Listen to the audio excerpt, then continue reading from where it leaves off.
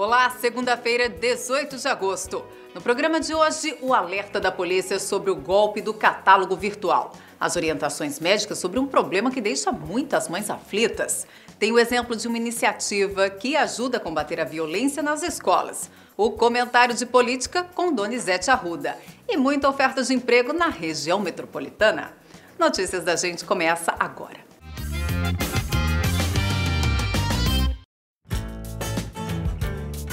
Orgulho da Gente.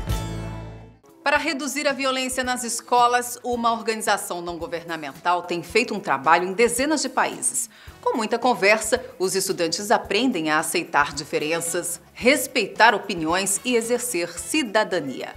Os próprios adolescentes passam a atuar como mediadores na resolução de conflitos.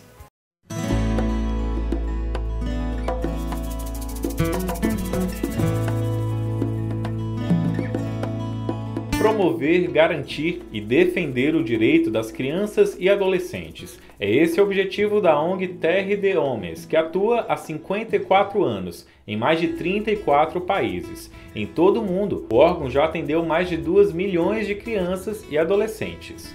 Em Fortaleza, a ONG atua desde 2012 em comunidades com grande índice de vulnerabilidade social, como o Grande Mucuripe e o Grande Bom Jardim. O projeto tem feito a diferença na vida dessas crianças e adolescentes. Nádia de Paula é articuladora da ONG há 1 ano e meio e fala de algumas ações desenvolvidas pelo projeto. A Terre des Hommes ela desenvolve algumas atividades de prevenção à violência no espaço escolar. Essas atividades elas vão desde sensibilizações com alunos e professores, até a mediação ou a prática restaurativa em si, que é quando ocorre um conflito, uma violência, seja entre alunos e professores, alunos e alunas. Então, a Terre des Hommes ela entra com uma metodologia, que é de resolução desses conflitos. O processo de mediação de conflitos envolve tanto os profissionais da ONG quanto os próprios alunos. Nayeli e Alicia já tiveram a oportunidade de serem atendidas pelo projeto e relatam suas experiências. Porque aqui ensina muitas coisas, em não ter violência com a pessoa, não fazer briga com ninguém, não falar mais alto que a pessoa, ter paciência, assim. Eu tento trazer paz, para a escola, eu tento conversar com os alunos para eles perceberem que a violência não leva a nada, não gera nada. A violência só gera violência. Para a escola, o trabalho desenvolvido pela ONG auxilia a própria coordenação escolar, atuando como um apoio à gestão. As meninas e os meninos que compõem esse grupo de formadores da ONG Terre des Hommes, eles atuam muito bem como intermediadores dos conflitos que surgem dentro da sala de aula e fora. No tempo que a Terre des Hommes passa dentro desse projeto, desenvolvendo o trabalho, ela tem um passo a passo. Então, o passo a passo vai desde uma sensibilização da instituição, das pessoas que estão na instituição, elas se sintam pertencentes a esse projeto, elas queiram que ele aconteça, elas queiram fazer disso uma prática e que a retirada da Terre des Hommes, a escola ela tem a condição de gerir autonomamente a resolução desse conflito. Ela tem uma gerência autônoma disso, que não necessite mais da Terre des Hommes para gerenciar, para mediar, e sim que a escola faça isso.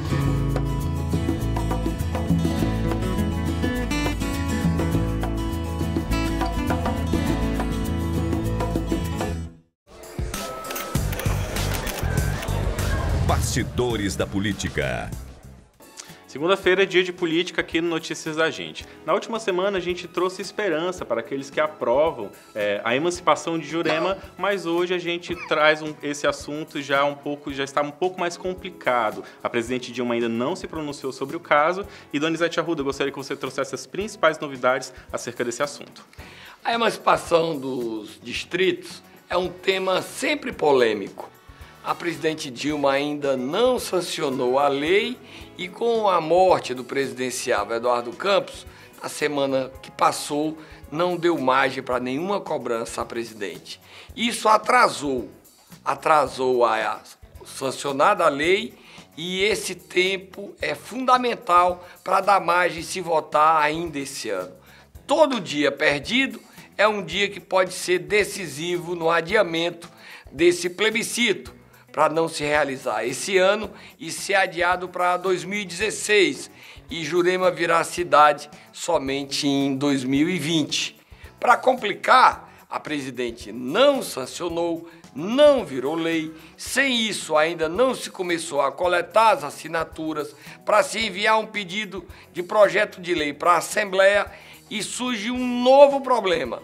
O influente deputado Ivo Gomes usou a rede social dele, Facebook, e disse que pode ficar sabendo, ele é contra qualquer emancipação no Ceará. Ivo é influente, é irmão do governador. O único local que ele aceita discutir e acha que pode se reavaliar e até admitir virar cidade é a Jurema. Mas os outros 9 distritos que podem virar cidade no Ceará, Ivo não aceita. Pajuçara, Antônio Diogo e Redenção, São João do Aruaru e Morada Nova e tantos outros distritos ele não aceita discutir. Ivo Gomes disse isso pelas redes sociais. A Assembleia Legislativa, a gente que avaliava que ia ser um assunto sem discussão, sem polêmica, para votar no mesmo dia, já não vai ser no mesmo dia. Vai gerar discussão, brigas, confrontos e todo atraso, com atraso, não dá tempo levar para o TRE para entrar na urna eletrônica. As urnas já estão programadas, como convencer o TRE, a Justiça Eleitoral, a trazer as urnas de volta, a reprogramar as urnas, então está ficando um prazo, já era exíguo e agora está ficando um prazo impossível, Jonas. Perfeito. Nós começamos com uma notícia não muito boa para aqueles que apoiam a emancipação da Jurema. Agora vamos para uma notícia boa para todo o município de Caucaia, que é a refinaria Premium, a grande promessa da Petrobras para o nosso município, agora está um pouco mais próximo de virar realidade, não é isso, Donizete? A SEMASSE autorizou. Agora a Petrobras está sem dinheiro. Essa é a realidade. A Petrobras tem problemas de caixa, vive nesse escândalo dela aí envolvidos e a campanha eleitoral pegando fogo. Há um compromisso da presidente Dilma. A presidente da Petrobras, Graça Foster, tem dificuldades de explicar a compra de Pasadena, que é uma refinaria nos Estados Unidos. Agora, nós não temos nada a ver com isso. O que o Ceará quer saber, e há um compromisso, é nós queremos nossa refinaria. Já demorou demais. Há uma necessidade de uma pressão política dos nossos políticos e dos candidatos ao governo do Ceará, independente de quem seja, e trazer o compromisso por escrito de todos os presidenciáveis. A gente ainda não pode garantir, mesmo quem vem é difícil, perdeu o Eduardo Campos, agora deve ser Marina, oficializa amanhã o horário eleitoral gratuito. Ninguém sabe se a Marina já começa, se vai dar tempo, tem que oficializar, tramitar, fazer convenção. Não é fácil, tem tudo isso acontecendo e a legislação é dura, precisa ser cumprida, mas diante disso há necessidade de um compromisso público dos presidenciáveis e dos candidatos ao governo do Ceará para que essa refinaria saia do papel. Ninguém aguenta mais discutir esse assunto. E essa refinaria vai mudar Caucaia, vai transformar essa região, gerando emprego, promovendo desenvolvimento e melhorando a qualidade de vida do nosso povo. Então, é só erguer a refinaria. Ninguém quer mais nada.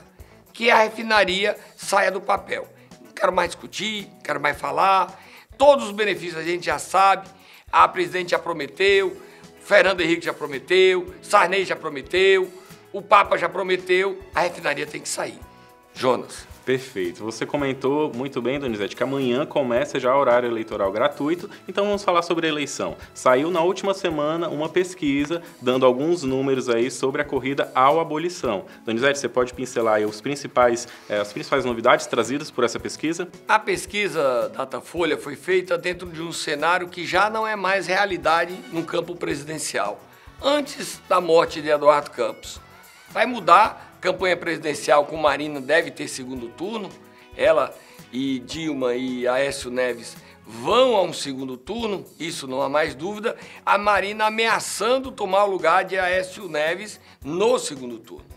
Essa mudança nacional, não sei até que ponto pode interferir no Ceará. porque no Ceará o cenário se consolida dentro de uma realidade que o Instituto Datafolha repete os números do Ibope, ampliando o número conquistado por Eunício. Eunício tem 47 pontos, Camilo cresceu, Camilo também cresceu, mas se Camilo tem 19, cresceu também a taxa de rejeição dele para 30 pontos percentuais. Camilo é o mais rejeitado e Eunício é o menos, com 14 pontos percentuais de rejeição. Agora, isso é uma rejeição de Camilo ou uma rejeição do governo Cid? A aprovação do governo Cid despencou, era 65 pontos percentuais, caiu para 46.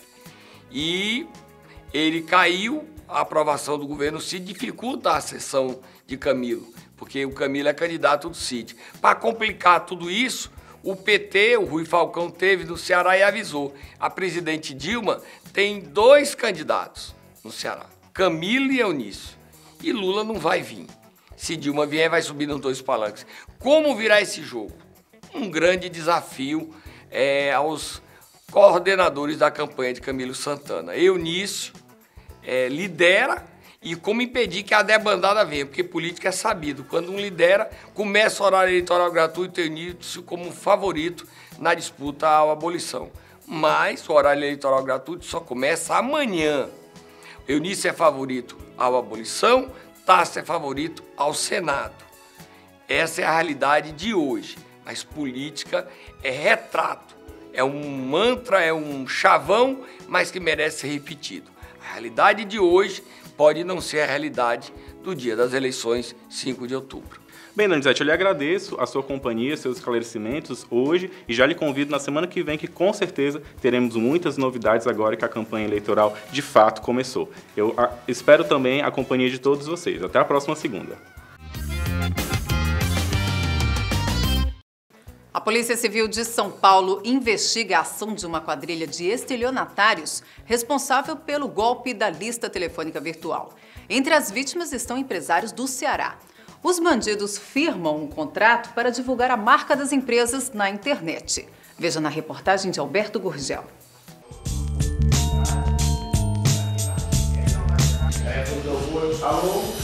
Uma simples ligação e a certeza de um grande problema. Esse é o golpe da atualização da lista telefônica. O empresário Cláudio Honor Espinosa foi vítima desta fraude.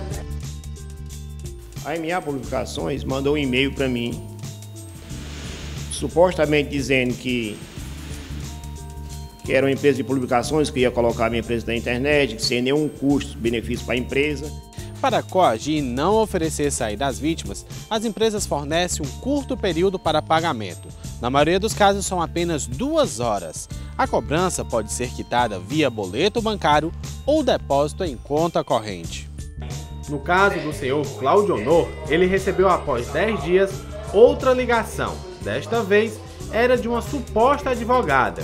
Durante a conversa, ela se identificou como Maura Brandão, dizendo que o meu CNPJ ia ser cancelado, junto com o meu CPF, que eu ia ter um custo mais ou menos de uns R$6.000 e que realmente eu fosse fazer um depósito na conta dessa suposta MA Publicações.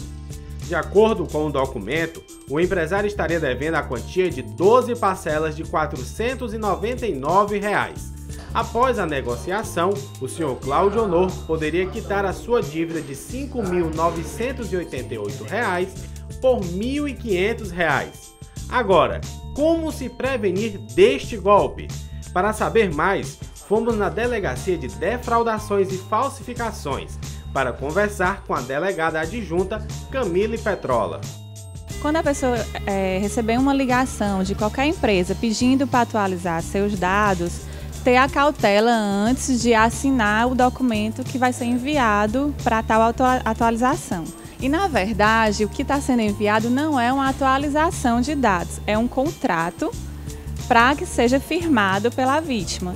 Com base nesse contrato, vai vir a cobrança dos serviços em tese prestados por essa empresa de lista telefônica virtual. O mais importante é registrar a ocorrência na polícia. A partir do momento que ela registrou um BO, ela noticiou que foi vítima de um crime, de uma fraude, e aí ela está protegida, né? Legalmente ela está resguardada. Segundo a delegada adjunta, após análise do caso, a investigação é conduzida pela Polícia de São Paulo. A partir do momento que a vítima registra a ocorrência na delegacia, ela é analisada pelo delegado e a gente verifica onde a vantagem ilícita foi obtida. Nesses casos da lista telefônica virtual, na maioria das vezes é um depósito efetuado para uma conta numa agência bancária em São Paulo ou em outro estado. O que a Delegacia de Defraudações faz? Envia via ofício à Polícia Civil, no caso de São Paulo, para que os fatos sejam apurados lá. Quando você escuta, são as pessoas bem profissionais que eles falam de uma maneira que você nem tem como nem se defender. Só por o fato de você ver um negócio desse tão bem feito, mas isso aqui é bem feito, isso aqui. Quando eu mostrei isso aqui para o advogado realmente ficou surpreso. Realmente é uma quadrilha mesmo especializada que faz esse tipo de coisa.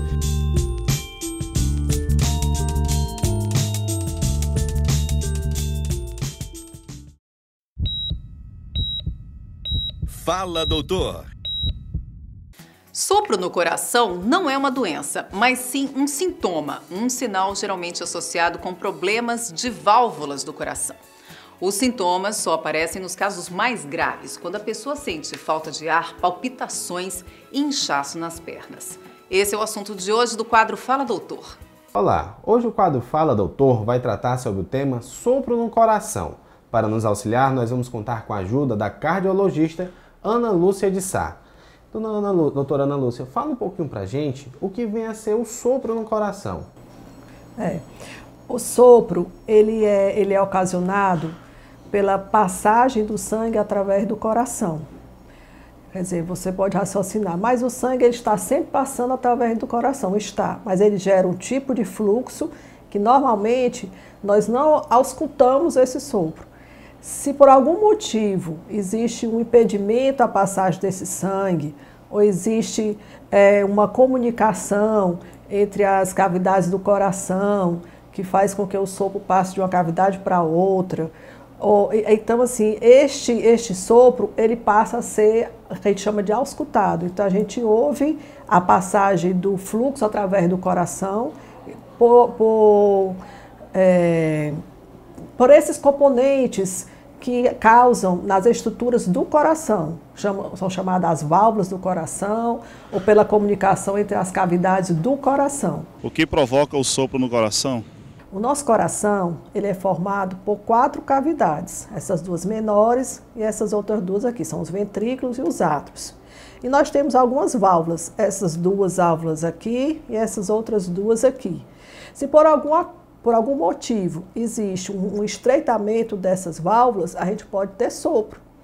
E o que é que causa esse estreitamento? Pode ser uma alteração em que você já nasceu com esse problema, ou pode ser causado por uma doença como, por exemplo, a febre reumática, que é uma doença que é adquirida na comunidade por uma bactéria e que pode alterar o coração. Pode ser, por exemplo, a hipertensão, ela pode de tal forma obstruir a passagem de fluxo através dessa válvula aqui e causar um sopro. Então o sopro ele é causado por todas essas situações que acontecem dentro do nosso coração. Doutora Ana Lúcia, vamos conferir a nossa próxima pergunta e dar continuidade ao tema. Como é que eu vou saber que eu estou com sopro no coração? Você precisa ir procurar um médico, pode ser um clínico geral, ou o próprio especialista, o cardiologista, onde ele vai ouvir a sua queixa, né? Que o que é que um sopro pode causar? Ele pode causar um cansaço, uma falta de ar, um disparo no peito, que a gente chama de palpitação, e dor no peito. E aí o médico, perante essa sua queixa, ele vai ali auscultar. Ele pega aquele aparelhozinho, chamado estetoscópio, ele vai ouvir nos pontos específicos do coração e vai saber se você tem sopro ou não. Doutor, como eu posso tratar o sopro no coração? Uma vez que eu detecto que eu tenho um sopro, eu posso tratar exclusivamente com medicamentos. Isso vai depender do diagnóstico que você apresentar. Medicamentos no sentido que eu estou controlando os sintomas, né? Eu posso tratar por intermédio de cirurgias de raciocínio. Se eu tenho uma comunicação entre uma cavidade ou outra, eu tenho um furinho, eu vou fechar esse furo, pode ser ventricular, pode ser entre os átrios. Se eu tiver um estreitamento de uma dessas válvulas, eu vou colocar uma chama de prótese para poder facilitar a passagem do fluxo, né? Que pode ser por cirurgia. E o mais recente é no caso do paciente idoso, que se ele tiver o estreitamento de uma válvula, se ele for muito idoso, chamado de aorta, eu posso, através de um outro procedimento, né, através de um cateterismo, fazer a correção dessa válvula. Doutora Ana Lúcia, eu agradeço a sua participação. Muito obrigada. Para você que acompanha o quadro Fala Doutor, até a próxima. Emprego Aqui.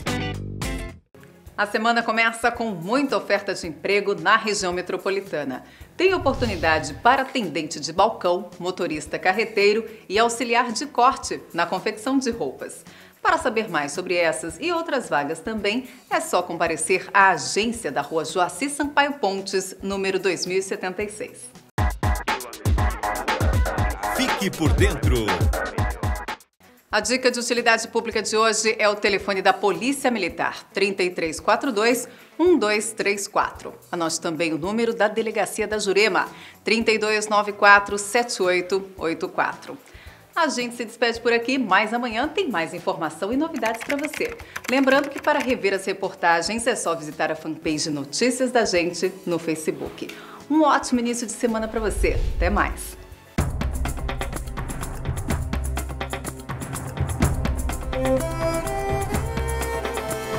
Terra queimada de fogo, vento que vem lá da praia, atiça a chama de novo, orgulho de um povo. Eu sou de Calcaia.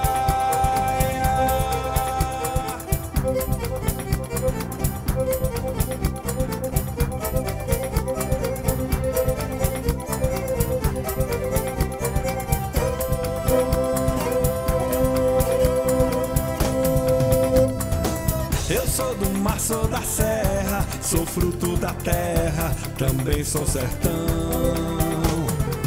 Dunas de areias, lagoas, Calcaia é a dona do meu coração. Nosso lugar tá crescendo, tem gente chegando.